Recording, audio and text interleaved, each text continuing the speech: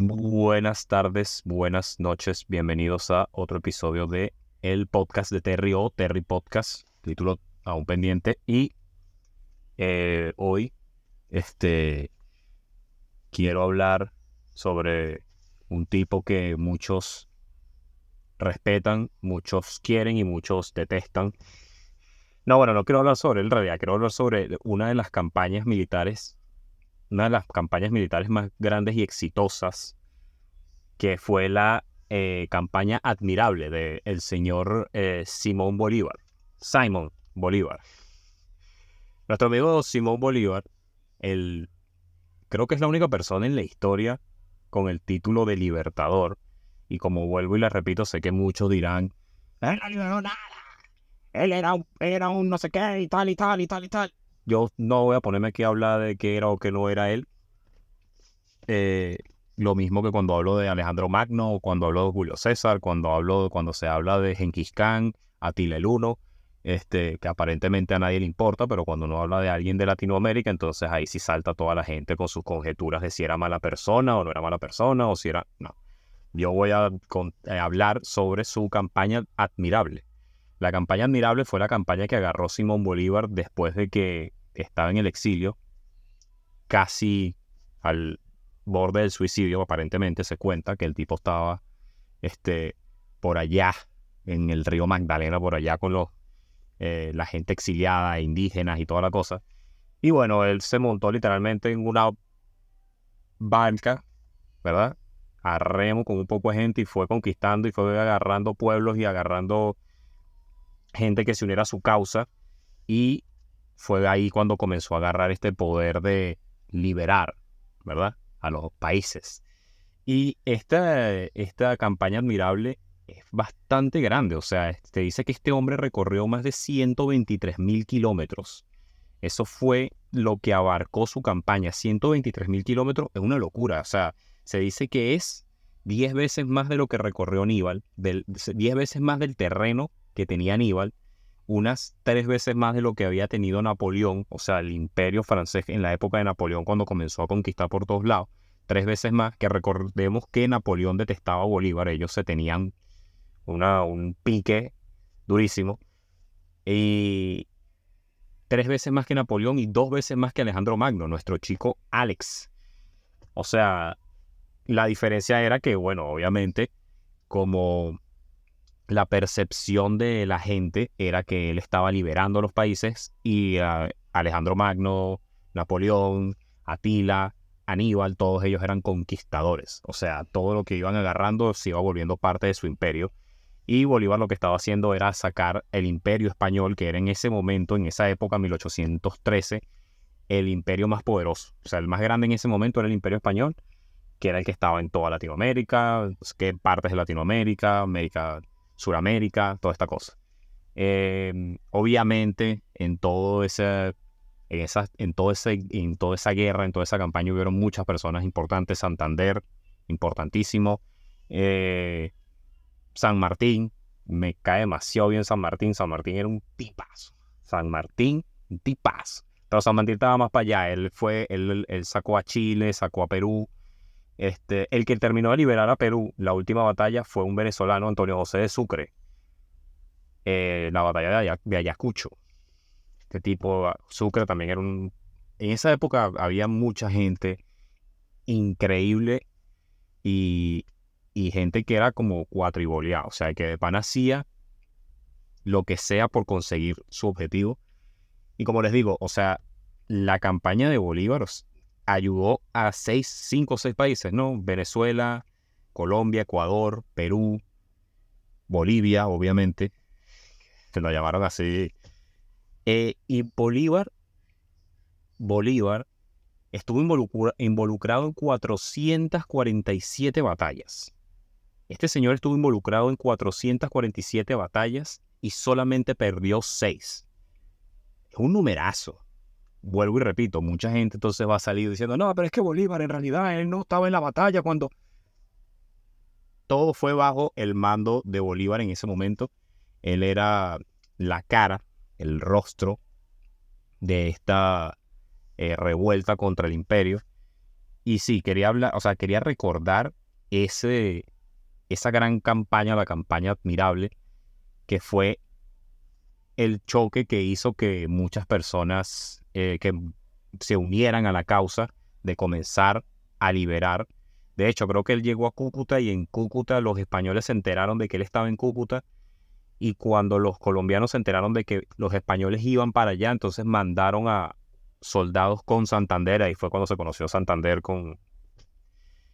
Y, y bueno, o sea, me parece que digan lo que piensen del hombre, ya hablando de su vida personal, de haya hecho lo que haya hecho, no haya hecho lo que no haya hecho, hizo lo que hizo, traicionó a quien no traicionó, lo que sea, no se puede negar que en la campaña militar que se lanzó ese sujeto es increíble. O sea, fue una cosa grandísima. Me parece que creo que es la más grande que ha habido en Latinoamérica. Como les digo, yo soy también fan de San Martín, pero si nos vamos a proporción, sí me parece que Bolívar tuvo un impacto grandísimo en la historia de Latinoamérica como tal. Suramérica, me parece que el tipo de pana las logró con esa campaña y tiene un tremendo nombre, la campaña Admirable. Otro sujeto que quería hablar aquí rápido eh, es de un tal Páez, que yo no sé si algunos sabían que Páez fue una de las causantes por la cual Santander y Bolívar se tenían tirria. O sea, ellos eran muy buenos amigos, pero ambos tenían diferentes finalidades, diferentes metas que alcanzar cuando se liberaran del Imperio Español. Y una de las cosas que sucedió fue que supuestamente Páez tuvo problema con los hombres de Santander. Santander quiso mediar con Páez a través de Bolívar, y Páez era un tipo demasiado, era descrito como un hombre demasiado tosco, demasiado rudo, era demasiado, ¿sabes? El macho, pues era un tipo muy, no me interesa nada, y era todo rasposo y toda la cosa. E incluso era chocoso con el mismo Bolívar. Entonces tuvo problemas con Santander, con los hombres de Santander, y Santander recurrió a Bolívar para mediar la situación, y resulta que, para sorpresa de este señor de Santander, Bolívar se estuvo de acuerdo con Páez, le dio la razón a Páez, y eso fue una de las cosas que a Santander no le gustó para nada, además de otras cosas que se sumaron, pero eso fue una de las cosas que Santander dijo: este tipo no me conviene, porque... Lo que es muy cómico, porque es que Páez y Bolívar tampoco eran muy amigos. Se respetaban, toda esa gente se respetaba en ese momento, pero ya después todos tenían una mentalidad distinta de qué querían alcanzar con sus metas personales, o qué idealismo tenían y todas las cosas, ¿no? Pero el señor Páez, José Antonio Páez, es muy famoso, ¿verdad? Porque en 1919 hubo una batalla que se llamó la Batalla de las Queseras del Medio. La batalla de las Queseras del Medio, creo que es la batalla más famosa de José Antonio Páez. Fue una batalla en la que Páez tenía 153 lanceros y lo atacaron 1.200 soldados, caballería española. O sea, se podrán imaginarlo. Este hombre ganó una batalla contra los españoles con 153 lanceros, que es una historia muy conocida, hay mucha gente que la conoce, se ve mucho en internet, pero yo quería recordarlo porque no lo he hablado en mi canal, entonces dije, bueno, vamos a hablarlo aquí. Supuestamente Bolívar iba a esa batalla, él iba a estar ahí presente, pero no podía llegar al punto donde fue. Esto fue en... Ahorita no me acuerdo dónde fue. ¿Dónde es que fue esto? Ahorita no me acuerdo. Pero Bolívar iba a llegar a esa batalla, pero había como un río, tenía que atravesar, no sé qué, no podía, no tenía tiempo para llegar a los hombres de Páez y asistirlos. Y resulta que Páez se consiguió con este montón de soldados y se le vinieron encima un montón de soldados, ¿verdad? Los 1.200 jinetes. 1.200 jinetes contra los 153. Páez aplicó una estrategia de combate que se usaba mucho en ese momento, pero la estrategia la usó Páez y se marcó mucho con la frase de él. Fue una frase muy famosa del señor, porque resulta que todos los jinetes venían corriendo hacia ellos y ellos aplicaron una especie de retirada. Todos los lanceros aplicaron una especie de retirada, como una finta, fingieron que se estaban retirando y resulta que cuando ya los tenían cerca, todos se volvieron al ataque cuando Páez grita la famosa frase "vuelvan caras", que es algo así como que denle otra vez el ataque al enemigo de sorpresa. O sea, están haciendo como que se están retirando y después todos se ponen otra vez. Y bueno, este señor acabó con ese montón de gente. O sea, se dice que Páez dejó 400 muertos españoles, 400 jinetes muertos. Se cuenta también que el mismo Páez se bajó, golpeó a un caballo él mismo y tumbó un tipo del caballo. Él salió de esa batalla con el brazo lastimado y ese es el cuento que dicen todos de por qué salió con el brazo lastimado. Parece que él mismo golpeó un caballo y bajó un tipo del caballo. O sea, este tipo era demasiado tosco y demasiado rudo. Y en su equipo, en su lado, hubieron 2 fallecidos, ¿verdad? Y 6 heridos, contra 400 muertos del lado de los jinetes españoles. Se dice que de los 2 muertos de su lado, uno mató al otro sin querer. O sea, ni siquiera fue el enemigo. O sea, se podrá imaginar. Estos tipos, siempre la gente dice en forma de chiste de que ellos tenían alguna sustancia psicotrópica en su sistema y por eso ganaron. En realidad nunca lo vamos a saber. Nunca vamos a saber cómo hicieron. Pero efectivamente este tipo, yo me imagino que todos vieron que Páez era demasiado líder y todos sintieron la necesidad de no defraudarlo.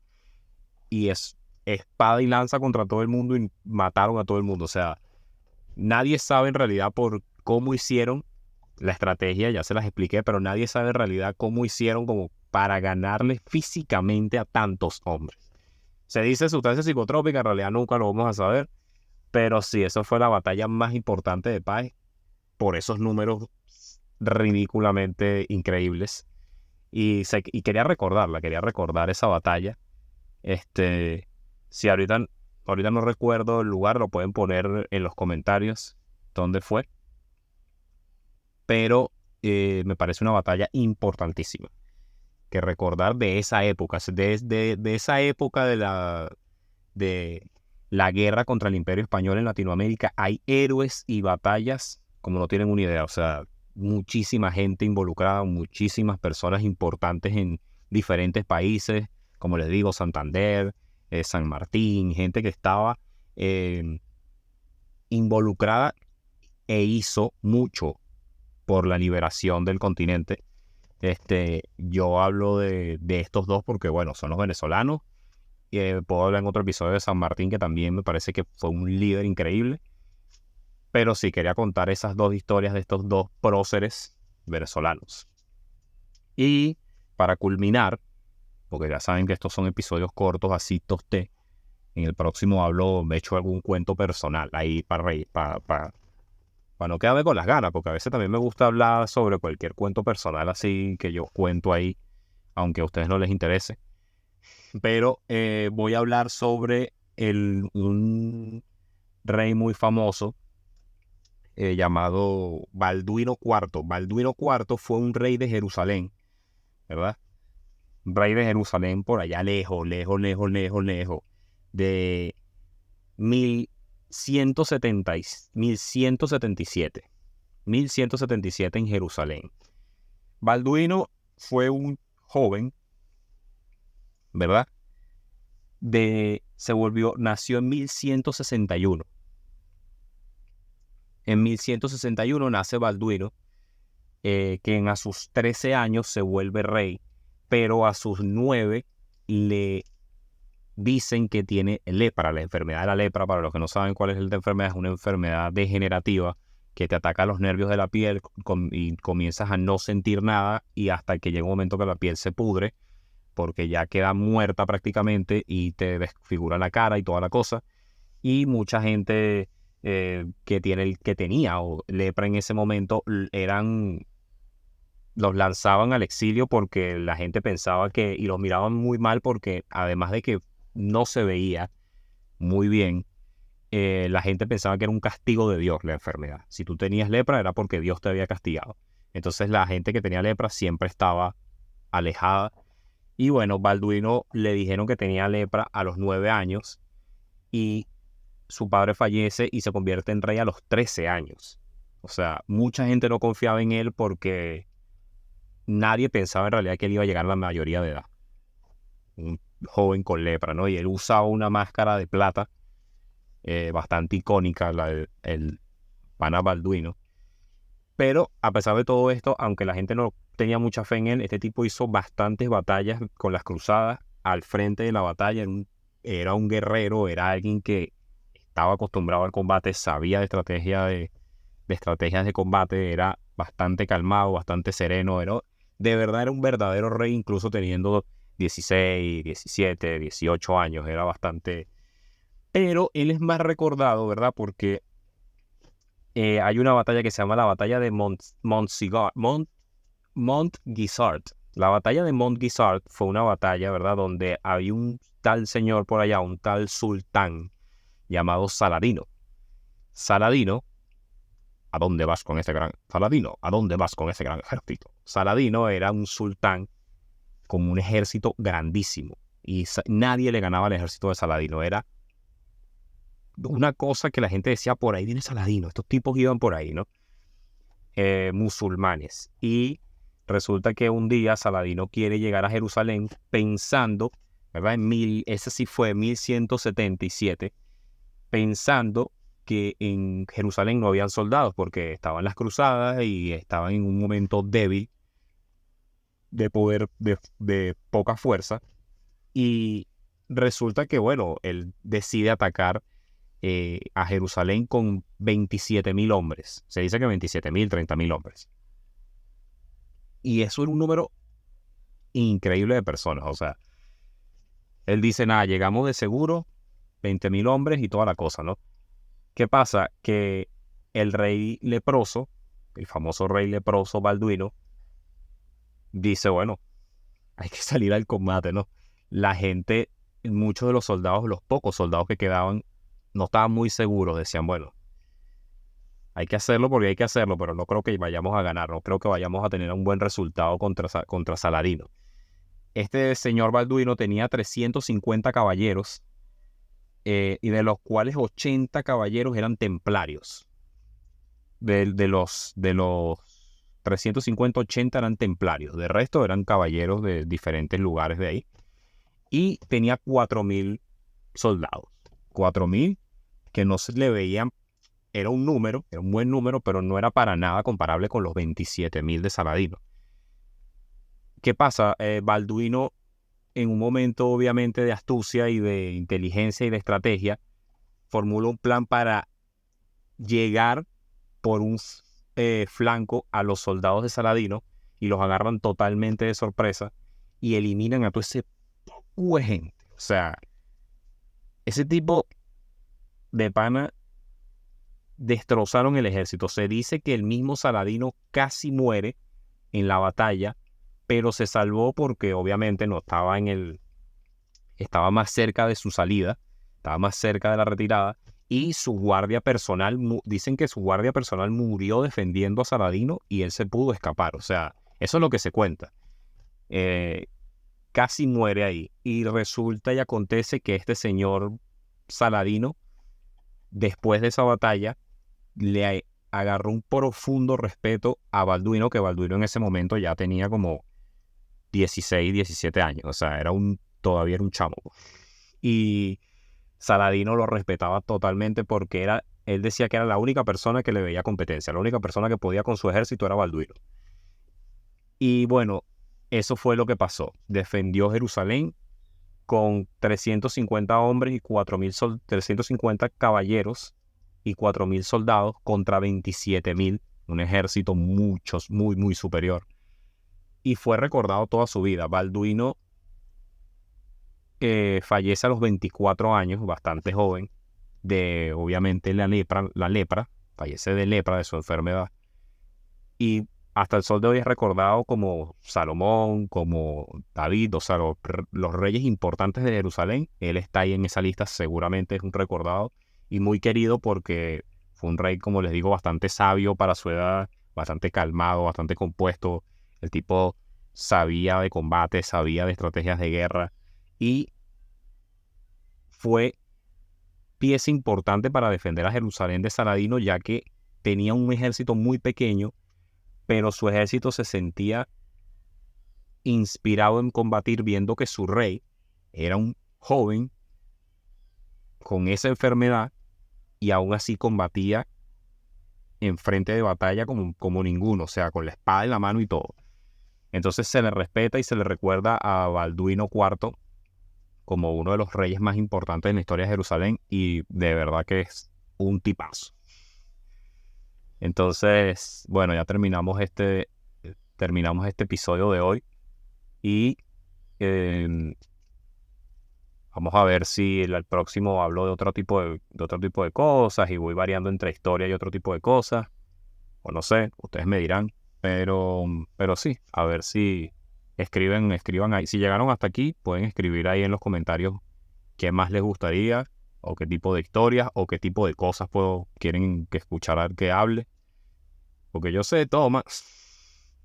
No, mentira, pero sí hablo de cualquier tipo de cosas. En realidad, los que ven mis videos viejos se darán cuenta que hablo de cualquier estupidez. Entonces, sí, los dejo por hoy. Espero tengan un buen día, o una buena noche, o una buena tarde, o lo que sea que estén teniendo. Y, y recuerden que si Balduino pudo, ustedes también pueden. Eso es lo único que les dejo ahí de todo esto. Estamos hablando.